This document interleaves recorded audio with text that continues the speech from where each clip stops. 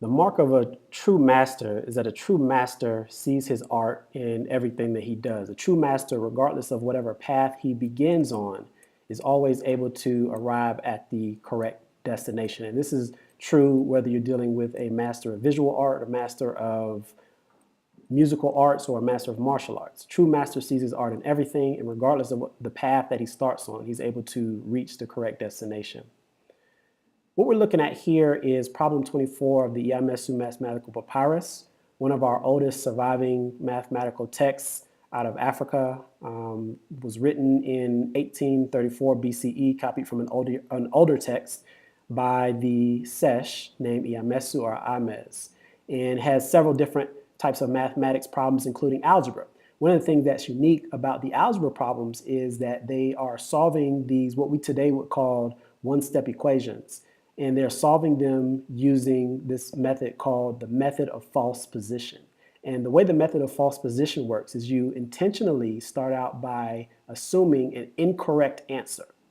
And from assuming that incorrect answer, you then go on to arrive at the correct answer. So a true statement of mastery is actually built into this ancient mathematical textbook. It's actually a proverbial kind of statement saying that you can, as a master, you can start out with the wrong answer and still end up with the correct solution in the end. So let's take a look at this problem 24 and see if we can look at this method of false position and see how we can understand that proverb a little better.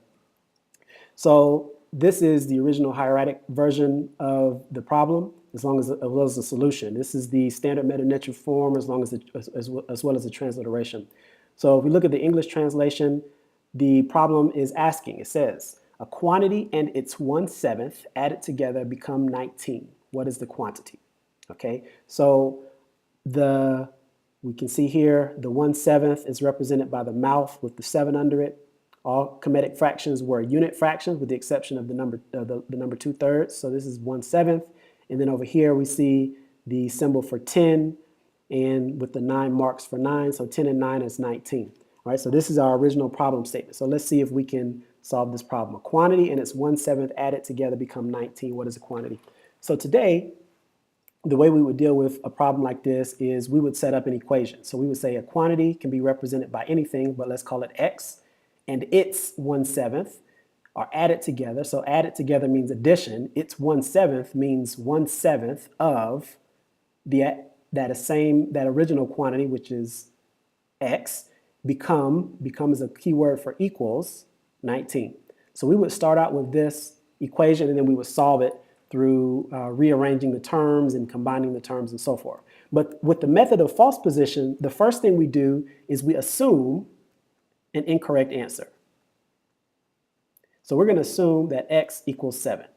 And we're going to assume that x equals 7 because we can easily find 1/7 of 7, right? That's 1. So we're going to assume x equals 7, and then we're going to substitute that into our original equation. So x plus 1/7 x equals 19, so we'll say 7 plus 1/7 of 7 equals, well, okay, 7 is just 7. 1/7 of 7 is 1. 7 plus 1 is equal to 8. And of course, we know that 8 is not equal to 19. So we know this is wrong answer. But the method of false position tells us that if we can figure out what we need to multiply 8 by in order to get 19, we multiply that same value by 7, that'll give us the correct answer. So here we have another problem. So we're basically saying 8 times what is equal to 19. And just using some basic algebra, we know that we can divide both sides by 8. And we know that our question mark here is going to be 19/8, which is the same as 2 3/8 as a mixed number. All right, so if we multiply 2 3/8 by 8, that gives us 19. So therefore, our method of false position says that if we also multiply 2 3/8 by our guess of 7, then that will give us the correct answer. So let's do that. So 2 3/8 times 7. Remember that when you have a mixed number, it's essentially like saying the whole number plus the fraction. So 2 3/8 is literally 2 plus 3/8. So we can take this as a distribution problem. So we can say 2 times 7 plus 2 times 3/8. 2 times 7 is 14. And 3/8 times 7 is going to be 7 over 1. So that's 7 times 3 is 21. And then the denominator stays the same. So 3/8 times 7 is 21/8. 21/8 we can express as a mixed number as well, because we know that 8 goes into 21 evenly 2 times, right? 8 16. So that's going to be 2. And from 16, we need 5 more to get to 21. So the remainder is 5. So it's going to be 2 and 5/8, and the denominator stays the same. And then, of course, we finally can add those two together. And 14 plus 2 and 5/8 gives us 16 and 5/8 is our answer. And this is the method of false position.